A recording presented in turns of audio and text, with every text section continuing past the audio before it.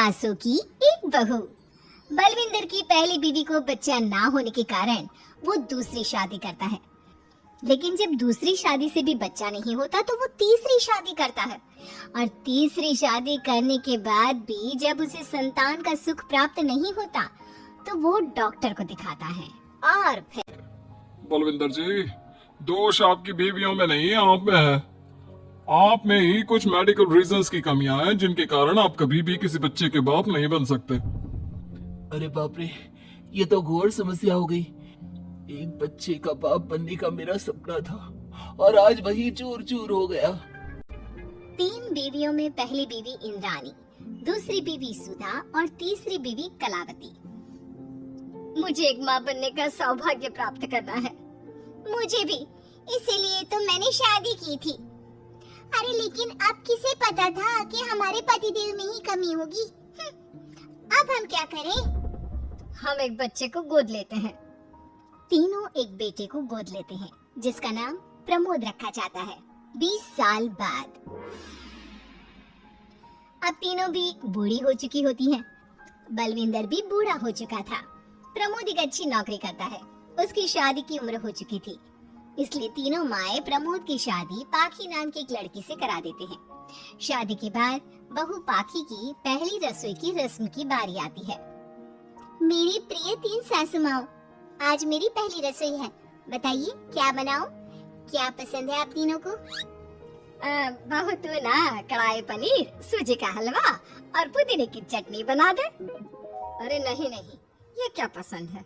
अरे पाखी बहू, तू छोले भटूरे, सरसों दा साग और मक्के दी रोटी बना, और पंजाबी लस्सी भी बना दे। ओफो, सच में मेरी सौतन हो, खाने के मामले में तुम्हारा टेस्ट और चॉइस दोनों भी बकवास है। बहू, नॉर्मल सिंपल सात्विक भोजन बना दो और हलवा पूड़ी खीर का भोग चढ़ा दो भगवान को मंदिर में। अरे कैसे तुम दोनों अपनी मनमानी कर रही हो? मैं तुम दोनों से पहले आई थी बलविंदर जी के जीवन में, और तुम दोनों से उम्र में भी मैं बड़ी हूँ। इसका मतलब मैं पाखी बहू की बड़ी सास हुई? नहीं, उम्र बस एक अंक होती है। मैंने सबसे ज्यादा देखभाल की है प्रमोद की, इसलिए मैं एक सास होने का ज्यादा हक रखती हूँ।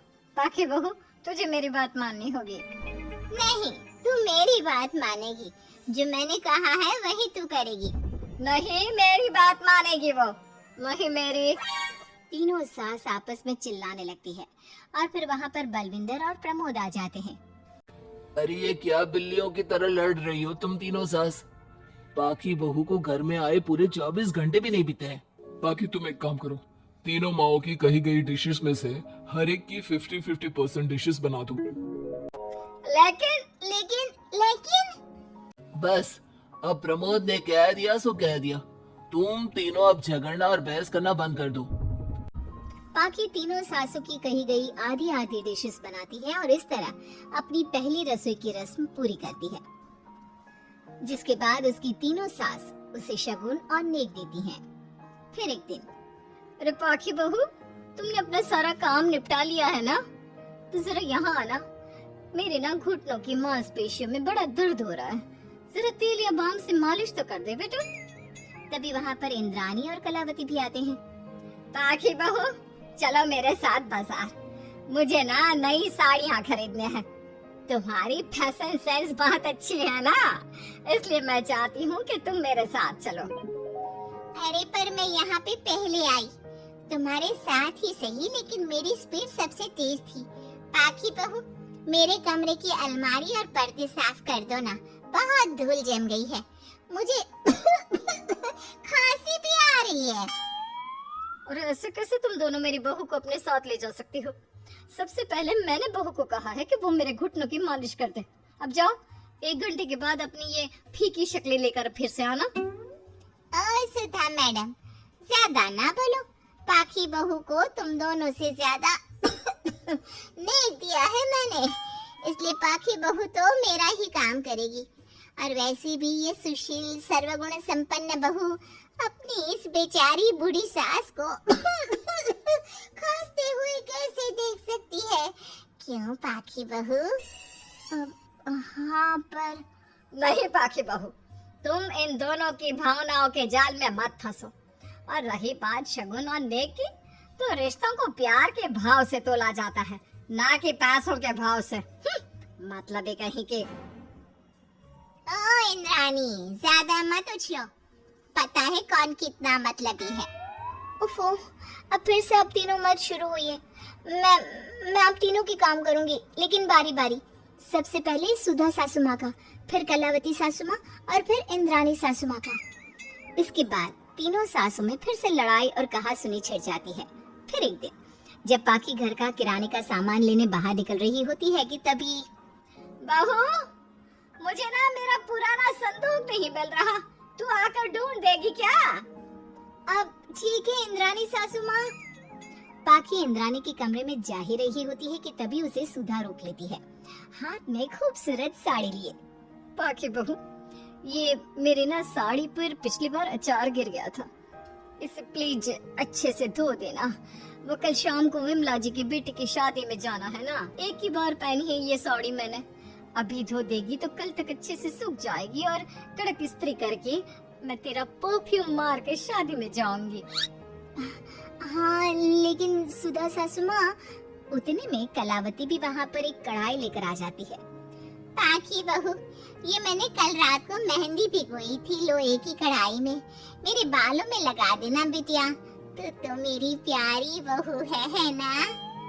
इंद्राणी वहाँ आ जाती है और तीनों सास फिर से एक दूसरे को गुस्सैल आंखों से देखती है और फिर से आपस में लड़ना शुरू कर देती है। तुम अपने आप को समझती क्या हो? खरीद लिया है क्या मेरी बहू को? ये मेरी बहू है। तो मेरी पड़ोसन है क्या? ये मेरी भी बहू है और मेरा भी इस पर उतना ही हक है जितना कि तुम्हारा।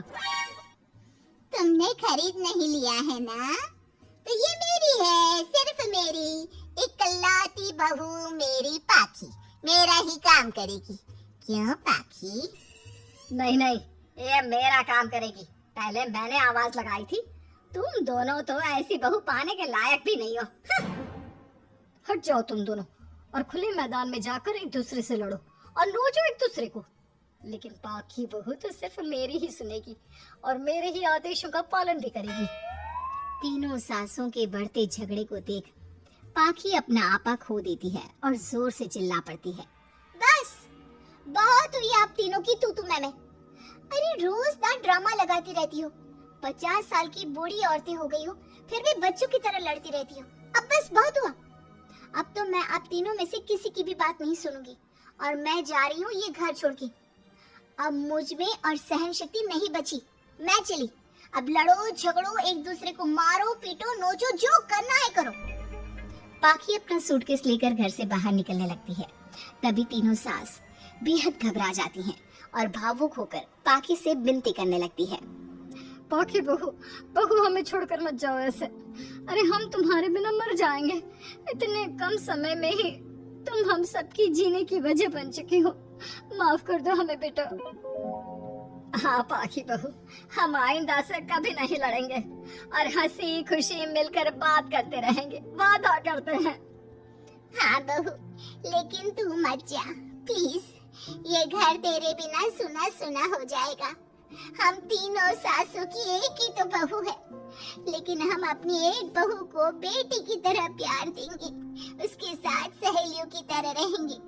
लड़ाई झगड़ा सब कुछ छोड़ देंगे बेटा, लेकिन तू छोड़ के मत जा। अपनी तीनों सासों को भावुक देखकर पाखी की भी आंखें भर आती है और वो उन तीनों को माफ कर देती है और उनके गले लग जाती है। इसके बाद तीनों सास अपनी एक बहू संग खुशी से मिलजुल कर रहती हैं और आपस में जरा भी लड़ाई झगड़े नहीं करती।